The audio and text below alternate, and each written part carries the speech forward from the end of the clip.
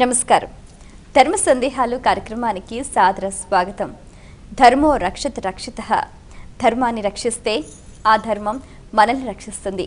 మన భారతీయ సంస్కృతి సంప్రదాయాలు ఆచార వ్యవహారాలకి అనుగుణంగా ఒక్కో ప్రాంతం వాళ్ళు ఎన్నో రకాల ధర్మాలని ఆచరిస్తూ ఉంటారు. అయితే చాలా సందర్భాల్లో చేయవచ్చో చేయకూడదో, చేస్తే ఏమవుతుందో, చేయకపోతే ఎలాంటి పరిణామాలు సంభవిస్తాయో అన్న సందేహాలు చాలా మందిని కలవరపెడుతూ ఉంటాయి.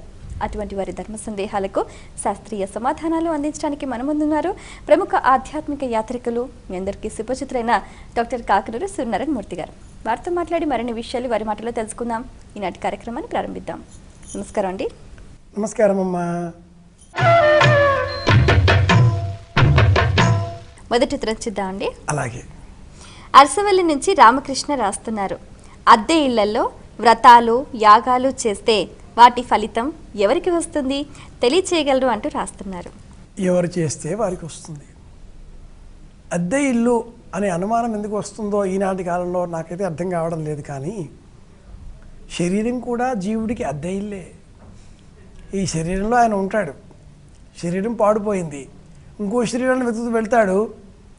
ఏదీ శాశ్వతం కాదు. మన ఆలోచనలలో సంకల్పంలో చెప్పేటప్పుడు మమ గృహే శోభన గృహే లక్ష్మీ నివాస గృహే స్వగృహే అని చెబుతూ ఉంటారు. ఆ పదం పుచ్చుకొని స్వగృహే అనగానే సొంత ఇంట్లో ఉంటే ఆ చేసే పూజాఫలం అంతా కూడా సత్యనారాయణ వ్రతం కానీ, నోములు కానీ, పూజలు కానీ, వ్రతాలు కానీ, యజ్ఞాలు యాగాలు, ఆ ఫలాలన్నీ కూడా ఇంట్లోనే ఉంటాయి, శాశ్వతంగా మన లాభాలు కలిగిస్తాయి అని ఆలోచన చేస్తూ ఉంటారు. స్వగృహే లేదా ఇంకేదైనా తాత్కాలిక వసతి గృహే అని చెప్తూ ఉంటారు. వసతి గృహే తాత్కాలిక, అలా కాదండి. లక్ష్మీ నివాస గృహే అని చెప్పాలి. అది ఖరీదు పెట్టి కొనుక్కున్నది కావచ్చును, అద్దెకి ఇచ్చి బాడుకి ఇచ్చి ఉన్నది కావచ్చును. ఏదైనా కూడా ఒక గృహం. ఆ గృహంలో మనం ఉన్నాం, ఈ గృహంలో మనం ఉన్నాం అనే ఆలోచన తెలిస్తే ఆ గృహానికి కూడా తేడా ఉండదు. అది ఇంటి అనుకుంటారు. యథావత సమాధానం ఏమిటి అంటే, ఏ గృహంలో ఉన్న అద్దె గృహం కావచ్చు, స్వంత గృహం కావచ్చునో, పుణ్యం చేసుకుంటే అది వాళ్ళకి ఏ ప్రయోజనం కలిగిస్తుంది. వ్రతం కానీ, నోము కానీ, పూజ కానీ, అక్కడ చెప్పే సంకల్పంలో కూడా చాలామంది అమ్మాయి వాళ్ళ గోత్రనామాలు చెబుతూ ఉంటారు. మా గోత్రం, మా పేరు, మా మా మా ఈ మా పోగొట్టుకోవడం కోసమే ఈ పూజలు పుణ్యాలన్నీ కూడా. అలా కాకుండా సకల లోక సంరక్షణార్థం అని చెప్పాలి, లేదా అస్మాకం సా కుటుంబానాం అని చెప్పాలి. స్వామివారి దగ్గర గోత్రము, నామము, ఇంటి పేరు, వంశం పేరు, భార్య పేరు, పిల్లల పేర్లు, మనమల పేర్లు, మనమరాళ్ళ పేర్లు చాంతాడంత చెప్పి మేమే బాగుండాలి అని అడుక్కున్నట్టు ఉంటుంది ఇది. అలా కాకుండా అందరూ బాగుండాలి అని కోరికతో చేయాలి. అలాగే అద్దె గృహం అయినా కూడా తప్పకుండా మీకు పుణ్యం లభిస్తుంది, అనుమానం అక్కర్లేదు. అనుమానంతో ఈ పూజ చేస్తే ఈ వచ్చే పుణ్యఫలం మాకు వస్తుందా రాకుండా పోతుంది. అలా అనుకోకూడదు. అద్దె ఇంట్లో ఉండి వ్రతం చేసుకుంటే కూడా చేసుకున్న వాళ్ళకి పూజ. ఇది సమాధానం. మరి ఉత్తరం చూద్దామండి. హైదరాబాద్ నుంచి శ్రీనివాసరావు రాస్తున్నారు. శ్రాద్ధ కర్మలు చేసేటప్పుడు ఇంటి ముందు ముగ్గు వేయకూడదా తెలియచేయగలరు అంటూ రాస్తున్నారు. కళ్ళాపి చల్లాలి, ఊరుకోవాలి, అంతే. కొంతమంది ఆ గడపకి పసుపు రాసి వెళ్ళిపోతారు. అది కూడా వేయకూడదు. ఎందుకంటే ఈరోజు మనం పితరులను ఇంటికి ఆహ్వానిస్తున్నాం. వాకిట్లో ముగ్గు లేదు, భిక్షకుడు ఆ వాకిట్లో భిక్ష కోసం ఆగడు. శ్రాద్ధం ఏర్పాటు చేసిన ఇంట్లో దానం ఉండదు, ఆ రోజు దానం చెయ్యరు. భిక్షకుడు వాకిట్లో ముగ్గు చూచి ముగ్గు లేదు, ఈ ఇంట్లో ఈరోజు నాకు దానం లేదు అని వెళ్ళిపోతాడు. అలా ముగ్గు లేని గృహంలోనికి పితరులు వస్తారు.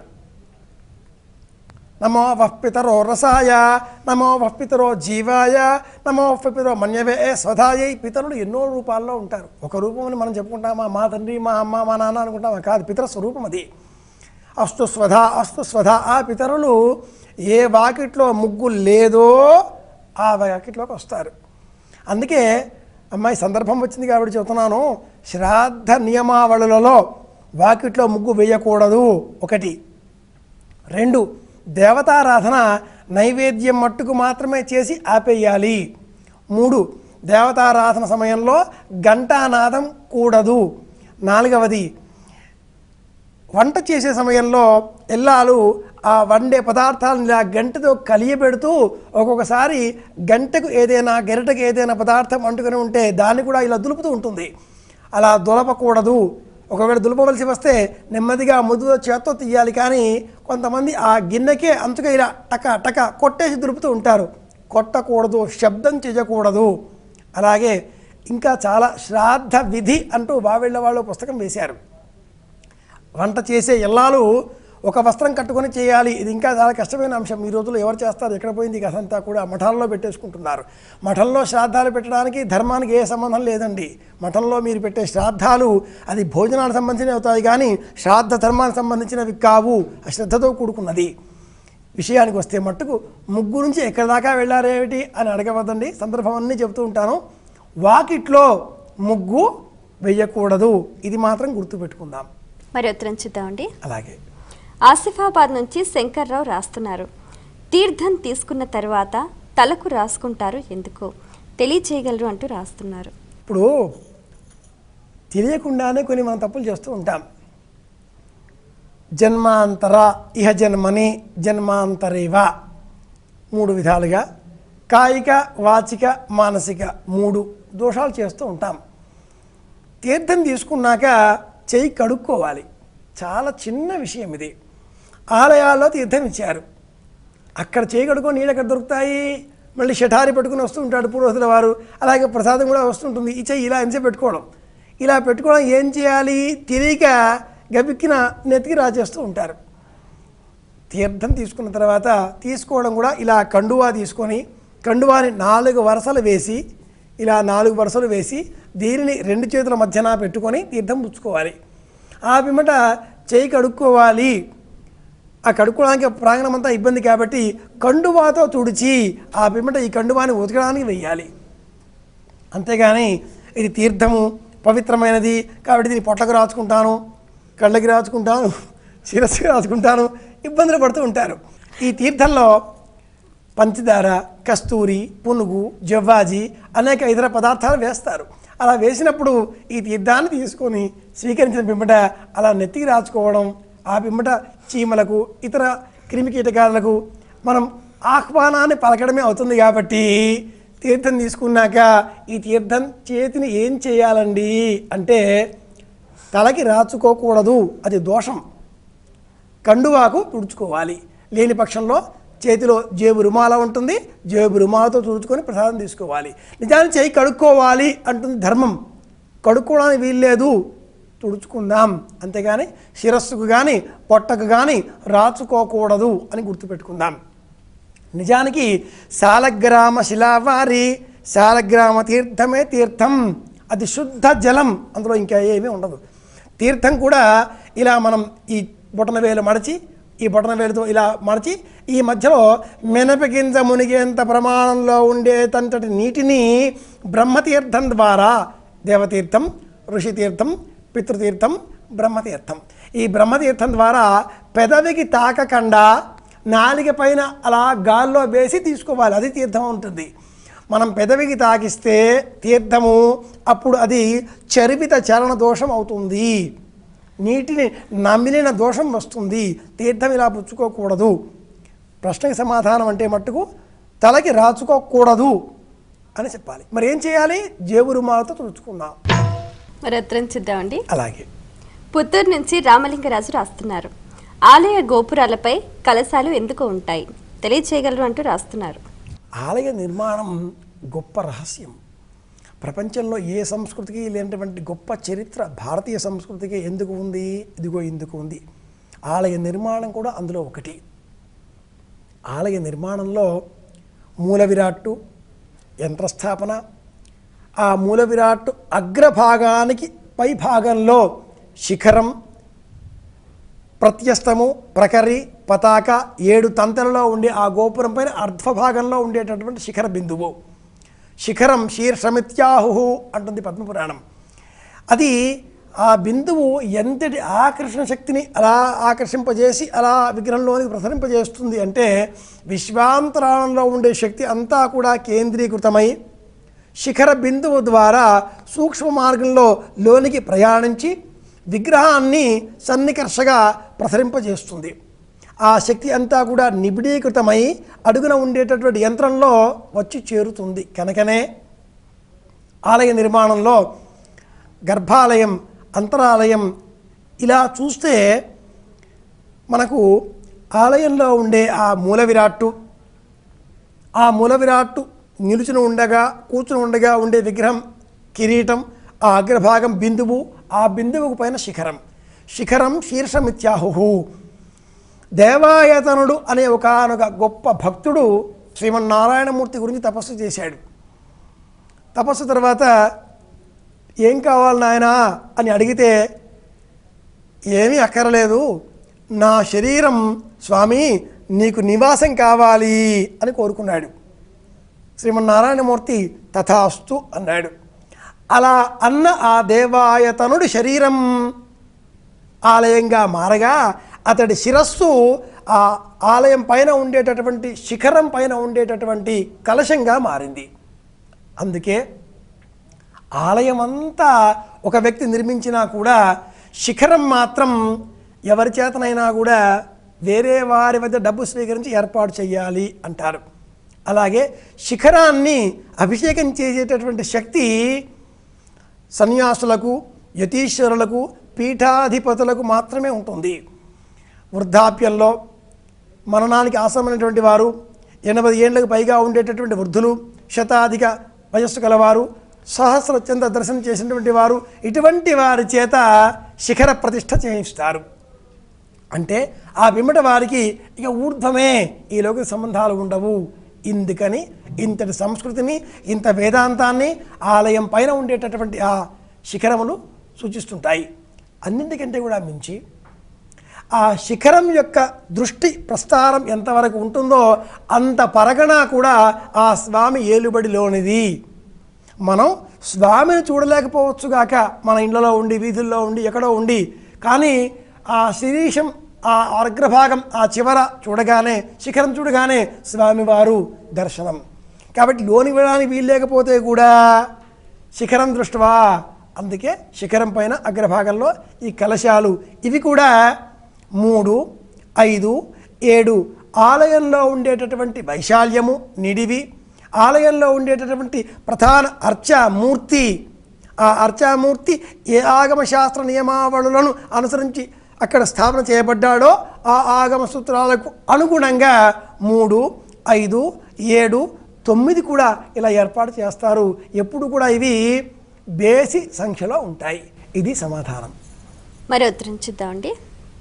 గుంటూరు నుంచి శివ రాస్తున్నారు, నవగ్రహాలను తాకకూడదు అంటారు, ఎందుకు తెలియచేయగలరు అంటూ రాస్తున్నారు. నవగ్రహాలే కాదమ్మాయి, ఏ దేవతా స్వరూపాన్ని మనం స్పృశించకూడదు.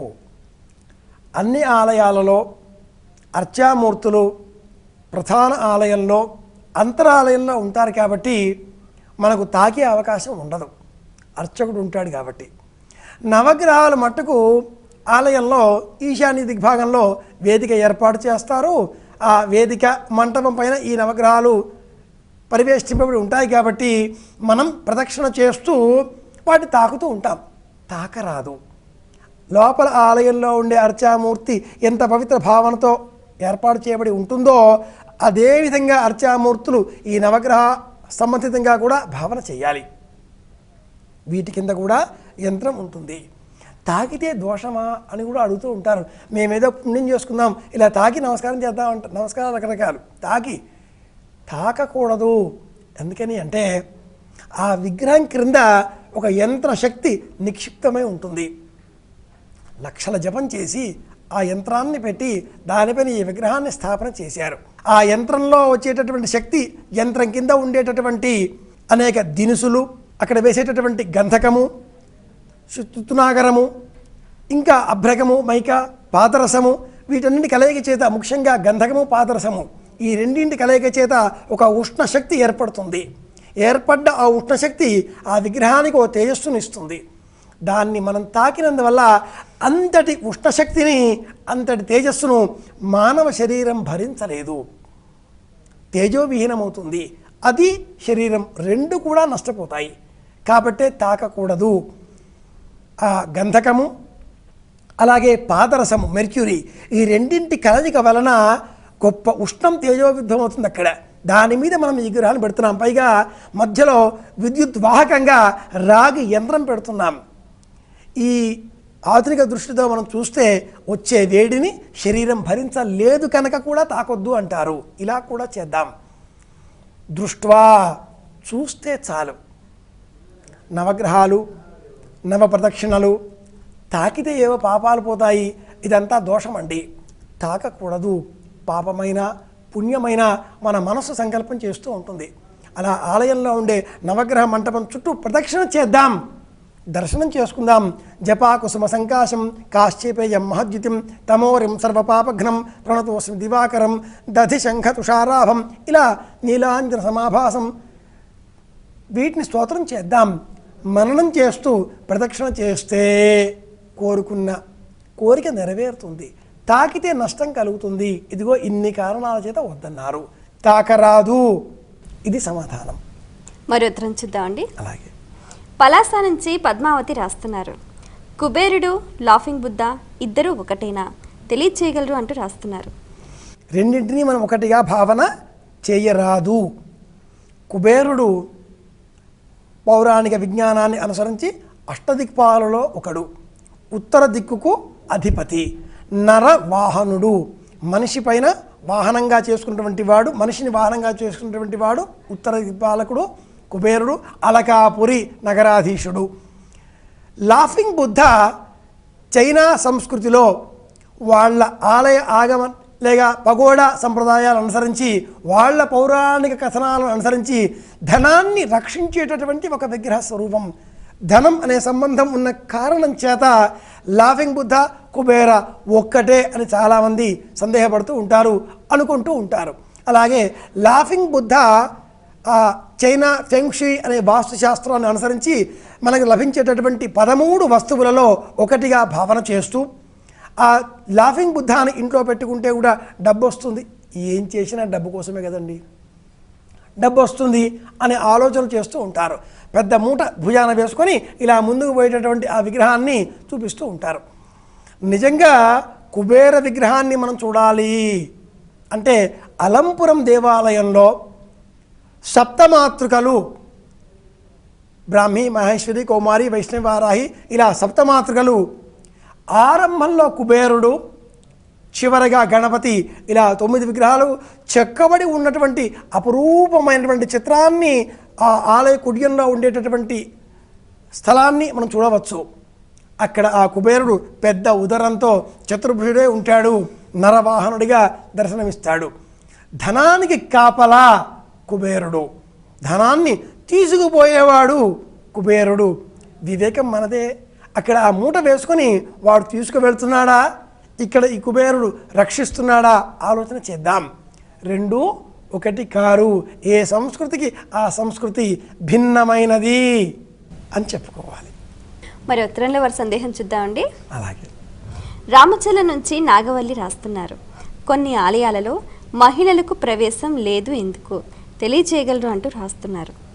ఆసమంతాత్ లయం ఆలయం, లయకారం వరకు శాశ్వతంగా ఉండేది ఆలయం అని ఆలయ శబ్దానికి నిర్వచనం సంప్రదాయం ఇలా చెబుతుంది. ఒక్కొక్క ఆలయం ఆ ఆలయంలో ఉన్నటువంటి అర్చామూర్తిని అనుసరించి నిర్మాణం చేయబడి ఉంటుంది. ఆ అర్చామూర్తి, ఆలయ నిర్మాణం, అర్చన విధానం ఈ 3 కూడా ఆ ఆలయానికి సంబంధించిన ఒక నియమావళి గ్రంథం ఆగమశాస్త్రం దానిని అనుసరించి ఉంటాయి. ఈ ఆగమశాస్త్రం శైవం, వైష్ణవం, శాక్తేయం, గణాపత్యం ఒక్కొక్క మార్గంలో ఒక్కొక్క విధానంలో ఆగమశాస్త్రాలు ఒకటి కాదండోయి. ఒక్కొక్క మార్గానికి ఒక్కొక్క చొప్పున అనేకం రాయబడి ఉన్నాయి. శైవ మార్గంలోనే 32 గ్రంథాలు ఉన్నాయి. వీటికి శైవాగమములు అని పేరు. అలాగే వైష్ణవ మార్గంలో 94 పైగా ఆగమాలు ఉన్నాయి. ఇన్నింటి సారాంశాన్ని పక్కన పెడితే ఆలయ స్థలం, ఆ స్థలంలో ఉండేటటువంటి వైశిష్ట్యం, అక్కడ ఉండేటటువంటి కోనేరు, చెట్ల సముదాయం, అర్చామూర్తిని అర్చించే విధానంలో ఉండే పద్ధతులు వీటికి అనుగుణంగా కొన్ని ఆలయాలలో చొక్కా లేకుండా రావాలి అంటారు. కొన్ని ఆలయాలలో దుమ్ము కాళ్ళతో కాళ్ళు కడుక్కోకుండానే నేరుగా వెళ్ళి దర్శనం చేసుకోవాలి అంటారు. శ్రీశైలానికి వెళితే మనం నేరుగా వెళ్ళి దర్శనం చేసుకోవాలి, కాళ్ళు కడుక్కోకూడదు, చక్కగా ముందు వెళ్ళిపోవాల్సిందే. అలాగే కొన్ని ఆలయాలలో స్త్రీలకు ప్రవేశం నిషిద్ధం అంటారు. దీనికి ఏ ఒక్కరో కొద్దిమంది వ్యక్తులు కారణం కారు. ఆ ఆలయం కొన్ని శతాబ్దాలుగా కొన్ని వేల సంవత్సరాలుగా ఆ నియమాలను అనుసరించినందువలన కొంత శక్తిని సంతరించుకొని ఉంటుంది. కొంతమంది భోజనం చేసే సమయంలో పురుషపాకం అంటారు. మగవాళ్ళు చేస్తేనే తింటారు, ఆడవాళ్ళు చేస్తే తినరు. ఇది వైదికంలో ఉంటుంది. దానికి పురుషపాకం అని పేరు. ఆడవాళ్ళు చేస్తే పప్పు కాకుండా పోతుందా? మగవాళ్ళు చేస్తేనే అవుతుందా? ఆ ధర్మాన్ని అనుసరించి సంకల్పంలో శక్తిలో ఏర్పడేటటువంటి తేడా ఆధ్యాత్మికమైనటువంటిది, ఆత్మ సంబంధితమైనది కాబట్టి వాళ్ళు వద్దన్నారు. ప్రతిసారి హిందూ దేవాలయాలు పడుతూ ఉంటారండి. మనం ఇతర మతాలలో కూడా చూస్తే కొన్ని మతాలలో ఆడవాళ్లను ఆయా క్షేత్రాలలోకి రానివ్వరు. అన్ని మతాల్లో కూడా ఇలాంటి విభజన ఉంది. వాటి గురించి ప్రశ్నించకుండా హిందూ ధర్మం మీదనే ప్రశ్నించడం ఎంతవరకు సబబు? కాబట్టి మనమంతా కూడా ధర్మం ఏది ఉందో దాన్ని పాటిద్దాం. ఆలయం ఇలాంటి నియమావళితో ఉందా? ఉంటే సరే పాటిద్దాం. దైవం అంతటా ఉంటాడు కాబట్టి నిషేధించడంలో ఉండే వాస్తవత ఎంతవరకు అంటే ఇదిగో ఇంతవరకు అని మనం చెప్పుకోవాలి. చాలా సంతోషం అండి, మీ అమూల్యమైన సమయాన్ని కేటాయించి మా ప్రేక్షకుల ధర్మ సందేహాలకు శాస్త్రీయ సమాధానాలు అందించినందుకు ధన్యవాదాలు. కృష్ణార్పణం. చూసారు కదండి, ఇది ఇవాల్టి ధర్మ సందేహాలు కార్యక్రమం. మీకు కూడా ఏమైనా ఆధ్యాత్మిక ధర్మ సందేహాలు కలిగితే మా ఈ కార్యక్రమానికి మీ సందేహాల్ని క్లుప్తంగా, సూటిగా, స్పష్టంగా పోస్ట్ కార్డ్పై లేదా ఈమెయిల్ ద్వారా రాసి పంపించండి. మా చిరునామా ధర్మ సందేహాలు, కేర్ ఆఫ్ భక్తి TV, road number 92, Jubilee hills, Hyderabad 5,96,000. మా ఈమెయిల్ ఐడి bhaktihyd@gmail.com. మరో కార్యక్రమంలో మీ సందేహాలు మా పండితుల సమాధానాలతో మళ్ళీ కలుసుకుందాం.